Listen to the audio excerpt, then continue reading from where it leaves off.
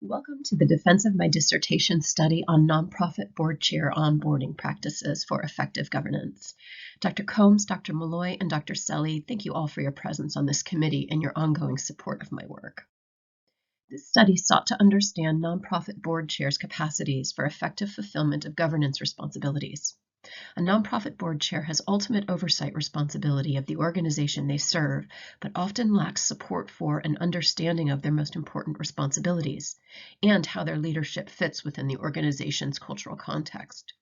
It's important to understand a board chair's capacity for effectively fulfilling their governance responsibilities to ensure the limited time this volunteer contributes is utilized productively for the benefit of supporting the nonprofit's mission.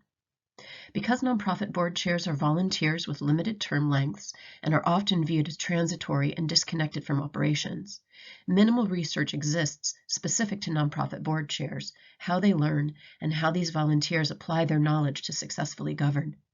This study strove to not only synthesize onboarding practices for the board chair role, but to demonstrate the benefit of organizational investment in this position, something which fills a gap in the literature for justifying using scarce resources to onboard volunteers for this role.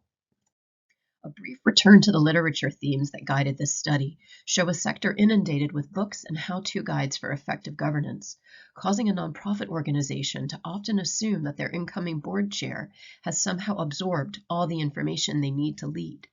However, research shows that the vast majority of nonprofit board chairs have no experience in the sector and lack a deeper understanding of how a mission-driven organization with abstract benchmarks of success is managed.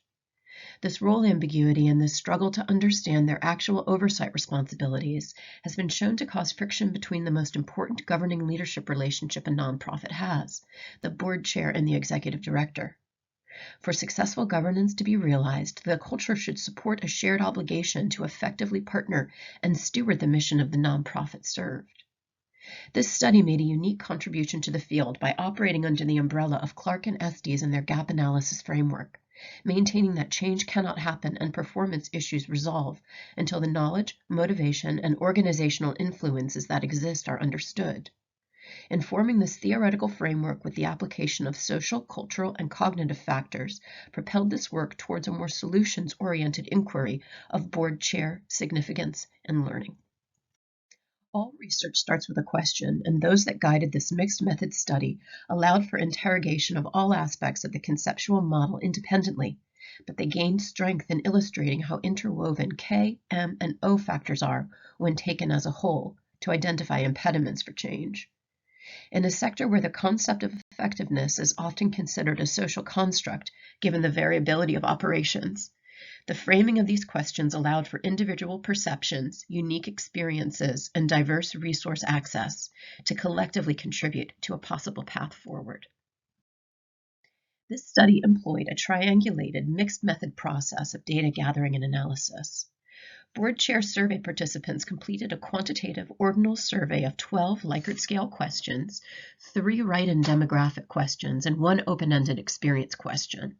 This was completed by 32 board chair participants located throughout the United States out of a known distribution to 75 board chairs. These anonymous responses then led to 20 confidential interviews with survey respondents who expressed a willingness to continue with the study. These thick, rich interviews with active nonprofit board chairs were cross-checked and supported by publicly available document and artifact exploration that provided multiple points of analysis for this comprehensive study of board chair onboarding. All study participants, both quantitative and qualitative, met the criteria as currently active board chairs for a public charity within the United States with an annual operating budget between $500,000 and $15 million. The quantitative survey for this study was designed and distributed through USC's Qualtrics software and became active on July 25, 2022, gathered responses for 6 weeks, with a final response submitted on September 2, 2022. Intended to be a current snapshot of how the participant viewed their experience as board chair, it is thanks to this committee and their suggestions during the proposal defense that the quantitative portion of this study became so significant. Qualitative interview protocol for this study was semi-structured, and although specific information was sought, each interview was a unique opportunity to explore the board chair's lived experience.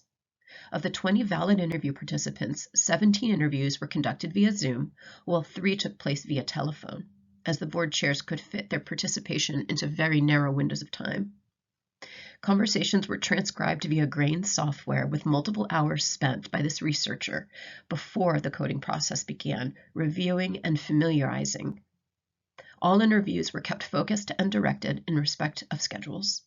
Participants were volunteering to talk about their volunteering, and it was important to this researcher that the interview protocol was adhered to while giving space for probes and outside thinking. Although multiple means of ensuring validity and reliability were utilized, the most influential for this study was through researcher reflexivity. This process proved extraordinary for upending decades of researcher bias and was frequently engaged in to guide the study in the most impartial way and to do justice to the participants who gave their time and shared their experience. Beginning the discussion on results and findings for how nonprofit board chairs acquire knowledge to prepare for and fulfill their role showed fairly even distribution between watching outgoing board chairs, connecting with individuals to share knowledge, or looking for educational materials to learn from. All board chair interview participants sought knowledge independently when their organizations did not provide assistance, a remarkable insight. 2/3 of these chairs interviewed acknowledged that they did not understand the mission as well as they thought when they ascended to the role, but after gaining essential knowledge, a similar percent of survey respondents are now extremely comfortable with talking about their mission. One interesting finding is that metacognitive awareness exhibited by many interview participants who acknowledged when they did not know enough, when to bring in outside consultants, and when they needed help. This researcher was surprised given lived experience as well as literature highlighted within this study that shows the outsized role ego has been shown to play within the governance framework, as well as the inability to adjust to the different professional needs of the nonprofit sector. Motivation findings proved to be the most insightful to this researcher, in particular the importance of active choice, which according to Clark and Estes is the pursuit of a goal even if you don't want to be doing it.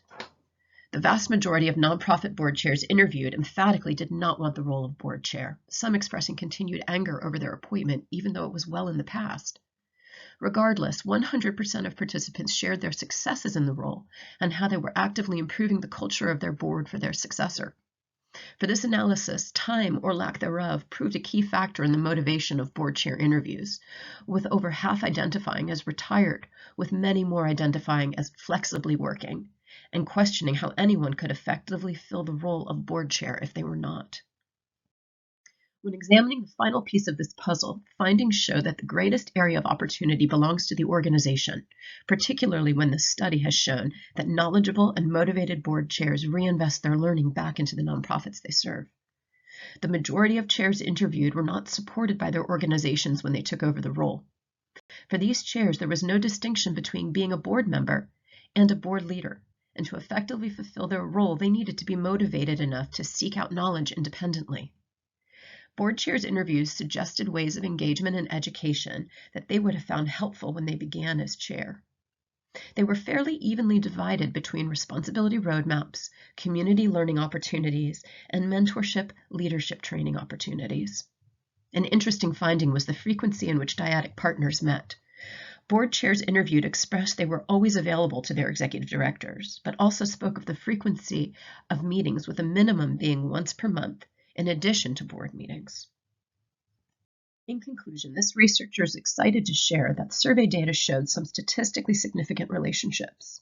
Although a small sample size of 32 responses, data showed that when a board chair is onboarded by their organization, they express greater knowledge of the nonprofit, a better working relationship with their executive director, and a stronger pipeline of new board members.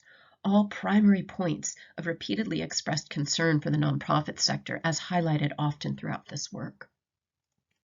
And that is why this study is important. The study has shown that investment in the board chair onboarding process can benefit the nonprofit in a myriad of ways, from succession planning, board recruitment, more trusting dyadic relationships, and a board culture that's more connected to internalization of mission and vision. This revised model incorporates expressed board chair reinvestment back into the cultural setting once they receive the necessary knowledge to effectively fulfill their governance responsibilities. Every single board chair interviewed within this study sought to strengthen their nonprofit, to pay that knowledge forward, regardless of whether they wanted to be board chair or not. This was fascinating and showed that efforts undertaken to educate and engage are not in vain. In a sector where resources of both time and dollars are scarce, practical recommendations derived from these findings should alleviate strain on the nonprofit, not add to it, to justify investment in the board chair role. None of these recommendations are onerous. Some, such as treating the board chair role differently from regular board service and educating as such, can be implemented with minimal strain on the internal staff of the nonprofit. Two outside-the-box recommendations supported by the data in this study involve changing who you recruit for board service in the first place. This researcher has worked with nonprofit boards who are recruited for their financial capability, their connections, and their professional skills, which remain an important qualifier, but potentially not the most important. The most vibrant exchanges had during the interview process for this study were with individuals who considered themselves volunteers prior to board service. Their connection to mission operationalization and the shared obligation of service was evident. Perhaps looking outside of insular networks, as the literature review within this study proposed, may continue to grow boards that will flourish and buck the trend of knowledge and motivation loss experienced when leaders transition. This researcher wishes she could continue and pursue insight into all of these recommendations and more. As a nonprofit leader with 2 decades of sector work, the overarching theme amidst all of these recommendations is continuing research on how investment in the board chair role may impact the bottom line and resources of a nonprofit organization, as well as how the culture is strengthened when board chair onboarding engagement becomes a priority. If data such as that presented within this study can act as the turning point needed to demonstrate the impact the board chair can have, perhaps the sector can shift. Leaders can move from acknowledging the importance of the role within the governance framework to showing the benefit to both the internal and external culture of a nonprofit when a board chair effectively fulfills their governance responsibilities. Thank you all so much. I look forward to your questions and insights.